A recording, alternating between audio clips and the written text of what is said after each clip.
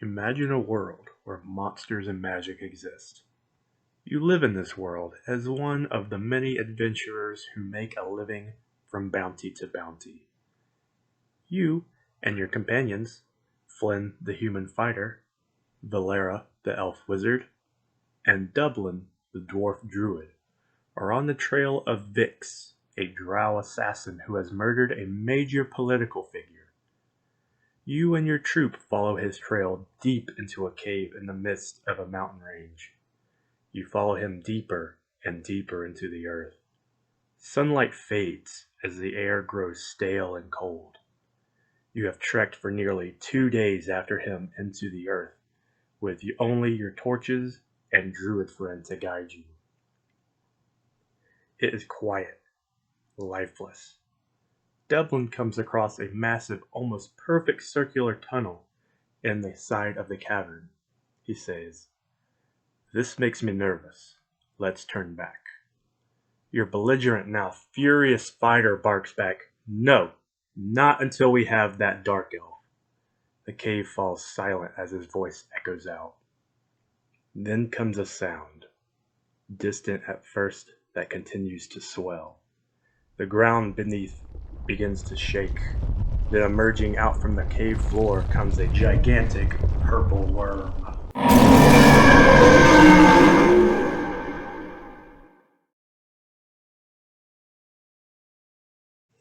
Hello everyone, and welcome back to another episode of Kaiju Codex. Today we will be doing things a little differently. Instead of me collecting data about a monster from a film and then categorizing it, I will be sharing the information about a creature that has already been analyzed. Today we will be looking at the purple worm. And to be more specific, we will be looking at the purple worm from Pathfinder 2nd edition. First, I will go over the creature's stat block, while explaining what each point means for those who are not familiar with tabletop RPGs. Then I will go over some lore about the worm. And finally, I will give my opinions on this beast and provide it with a ranking. The first bit of information on the screen states Recall Knowledge, Animal Nature, DC 31. This piece of information is pertinent to anyone playing the game who would like their character to remember some important information about this creature. For this, the player would roll a 20-sided die and then add their skill bonus of Knowledge Nature to the roll. If they roll at least a 31 total, they remember something vital about the beast. Next, you can see the creature's name, Purple Worm.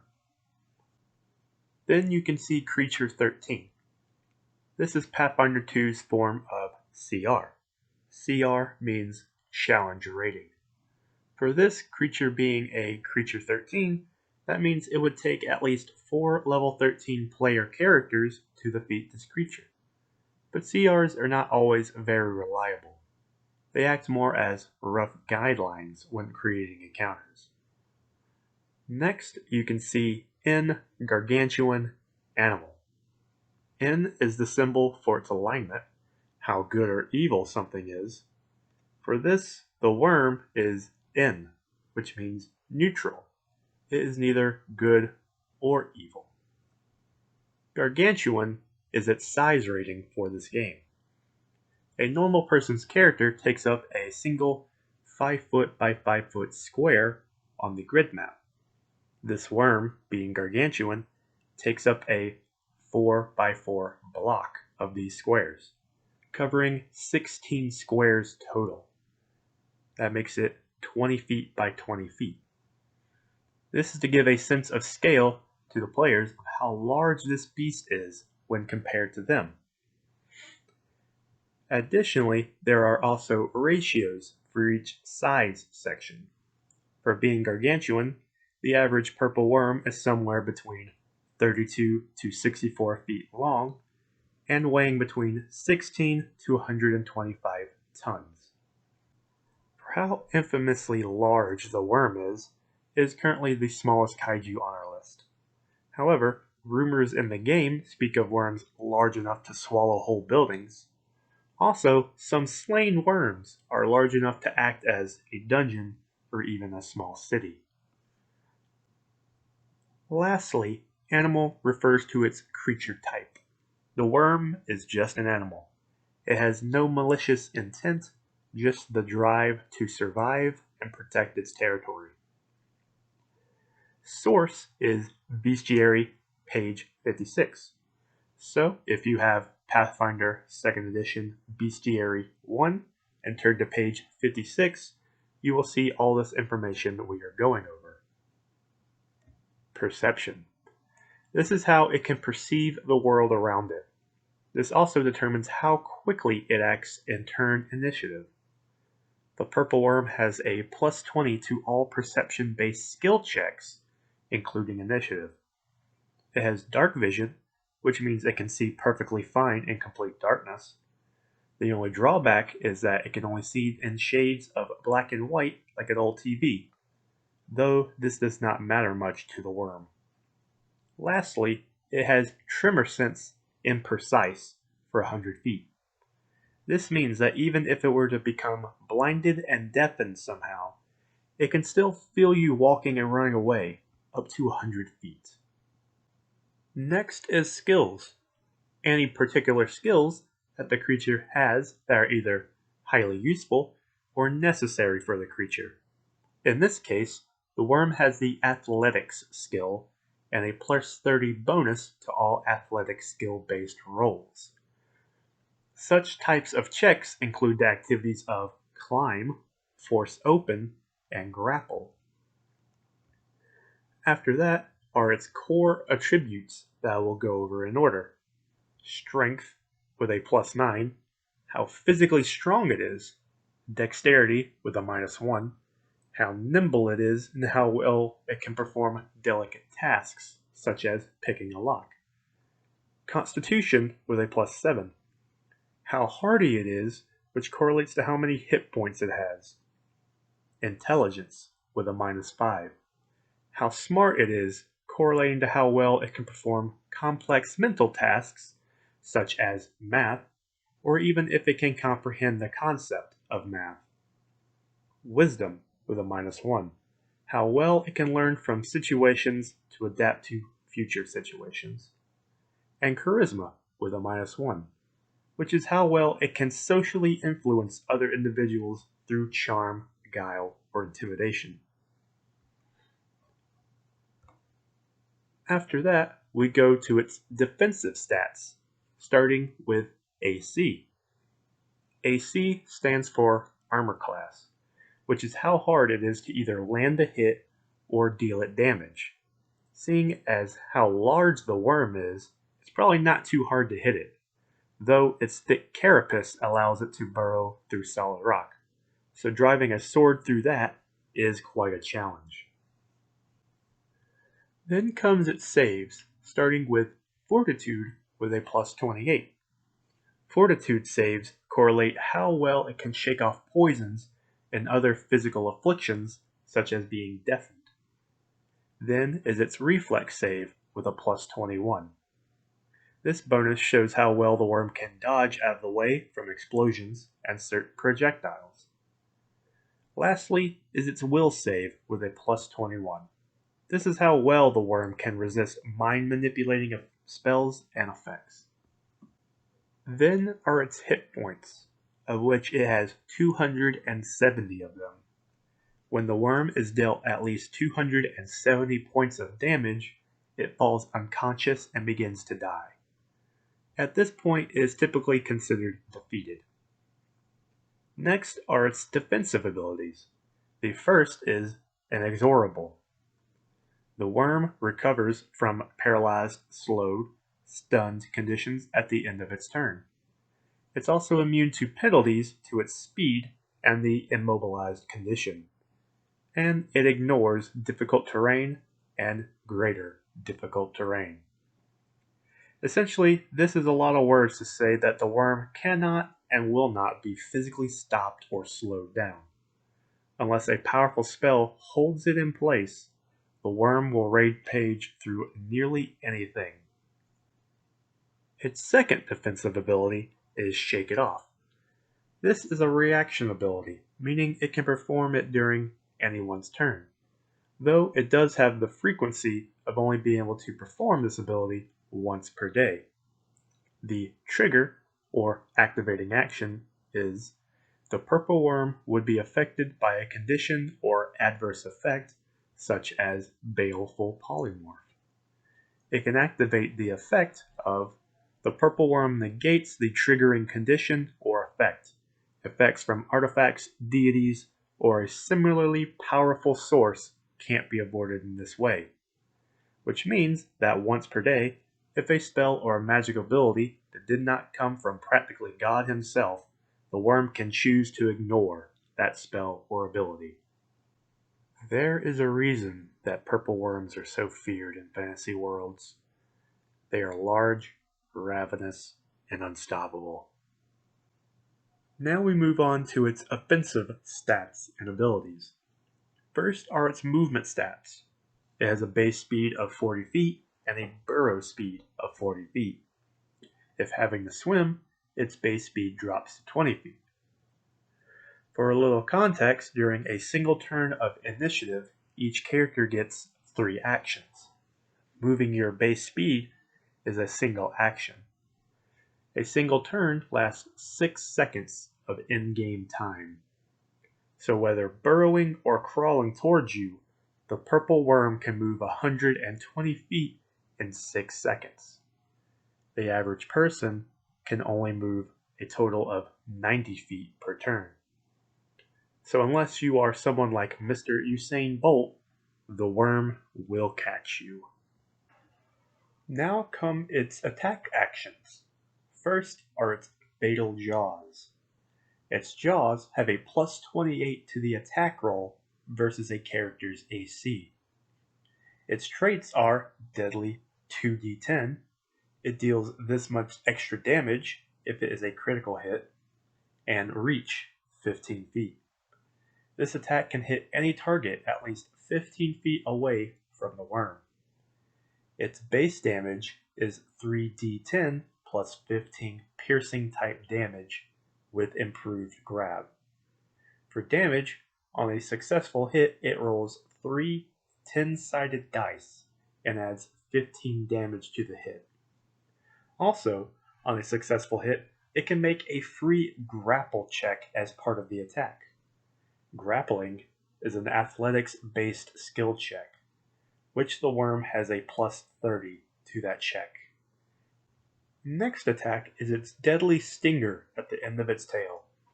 As a single action, it can attempt to sting a target with a plus 28 to hit versus AC. It has the agile trait, so making multiple attacks with this weapon during the same turn accrue less penalties. It is poisoned. It can also hit a target up to 15 feet away.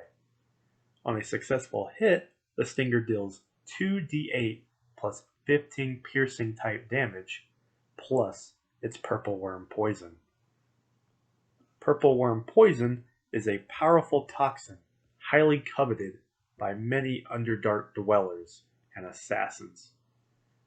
The poison it has requires the infected to make a fortitude save versus the difficulty class 32. If the target does not meet or beat that number, they become poisoned. The poison lasts for only a maximum of 6 rounds. Failure on the save places the target in stage 1, where they take 5d6 poison damage and gain the enfeebled 2 condition for 1 round. Being enfeebled places a penalty on the character equal to the number noted, so 2. They have a -2 to all strength-based checks, such as athletic skill checks. If they fail a second save, they advance to stage 2, taking 6d6 poison damage and becoming enfeebled 2 for another round. If they fail another save, they advance to stage 3 and are dealt 8d6 poison damage and become enfeebled 2 for a round.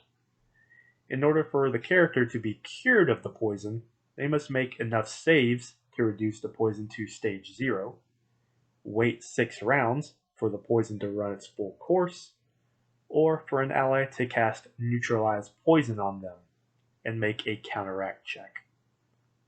The worm's body attack is simply the worm throwing around a portion of its body to squish an attacker, following similar math to the sting in Jaws. For those who think standing outside the worm's strike range are safe, they would be wrong. The worm's regurgitate attack/ability allows the worm to violently regurgitate something it has swallowed as a ranged attack against a distant target. The regurgitate ability gives the math for how much damage an object would do based on the object size. Personally, as a dungeon master, I would honestly start the fight with the worm having swallowed at least a large boulder to give it a free ranged attack at its disposal. The purple worm's fast swallow ability is its second special reaction. The trigger is that the worm has someone or something grappled in its jaws. The effect is that the worm performs its swallow whole ability as a reaction instead of an action like it normally would.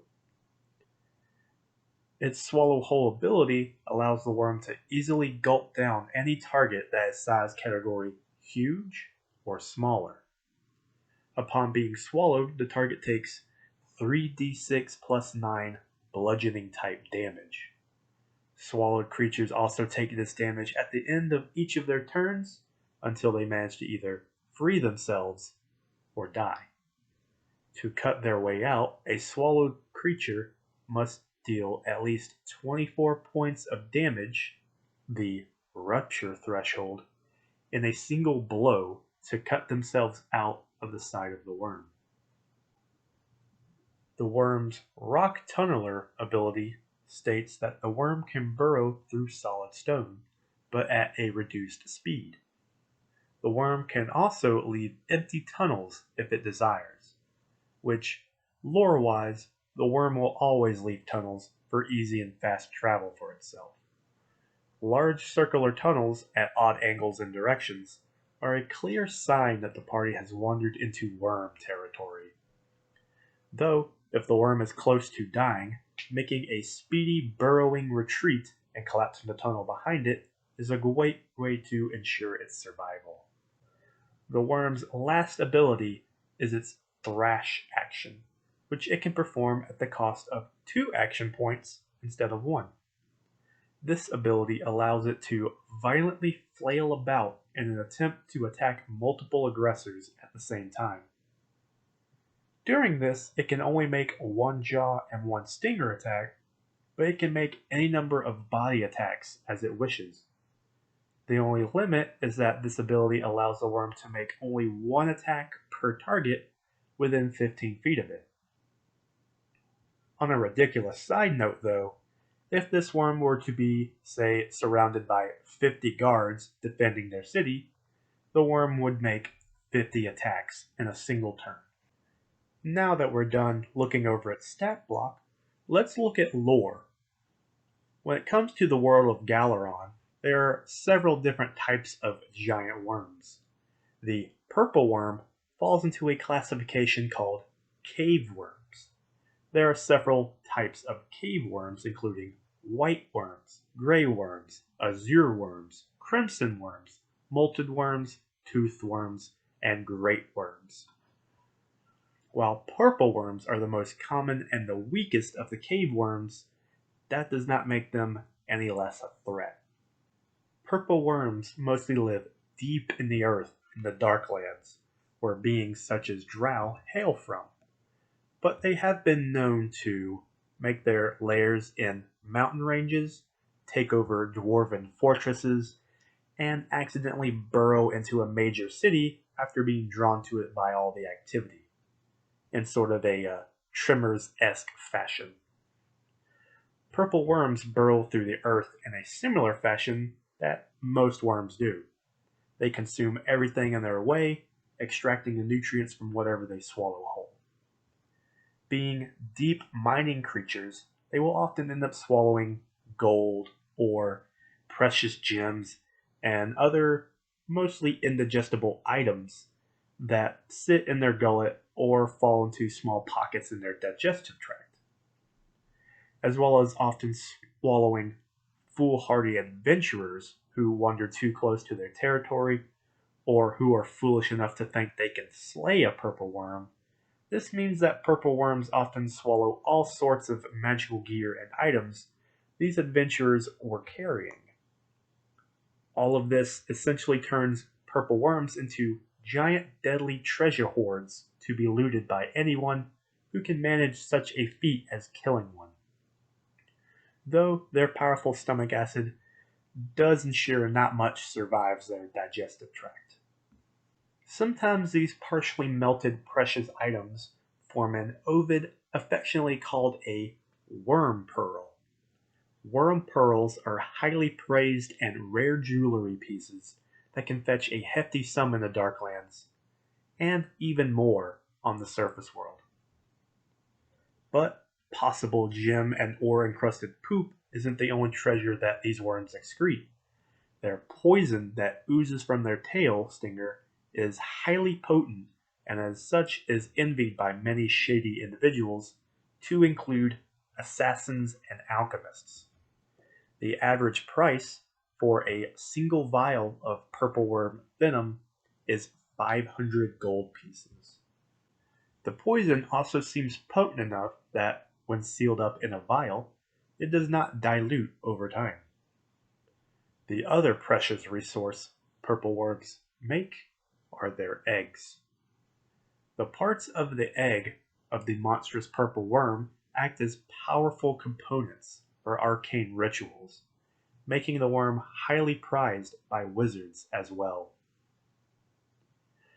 None are sure as to where the purple worms came from, but it is relatively conclusive that they are not native inhabitants of Galaron. One theory is that dormant purple worms were hibernating inside a meteor that crashed to Galaron in its early days. It is believed that the purple worms were native beings to one of the planets that became Dysphoria, the leftover debris that now forms an asteroid belt in the solar system. The other popular theory is that purple worms are the progeny of neothilids that evolved over time. Either way, the main consensus seems to be purple worms are aliens. Though purple worms are solitary creatures, there is one thing that will bring purple worms together without them killing and eating each other: mating. Though all purple worms are hermaphroditic, they do require a second to do the do. After worms become impregnated, they will lay their clutch of several dozen eggs into a hollowed out chamber and then abandon them. As the worms hatch, they will feed on most of their siblings that they are entrapped with. After about a week, the one or two surviving worms will now have the ability to burrow themselves and will leave the chamber to claim their own territories. While hatchlings become capable of burrowing after a week, it will only take about 3 years for them to reach adulthood. This, coupled with the fact that their average lifespan of a worm is 800 years, means that these big bugs spend most of their life hollowing out tunnels, consuming all that is before them. Ever consuming, ever growing.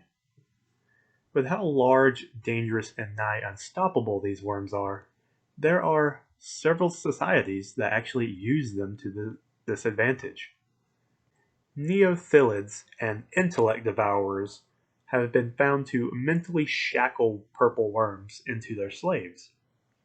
The undead horde of the fallen house Shrine have some form of magical means to shackle the worms, and the Cyclops of Gul'dan capture the worms and use them to excavate the earth to carve out what became known as the March of Madness. I do like purple worms.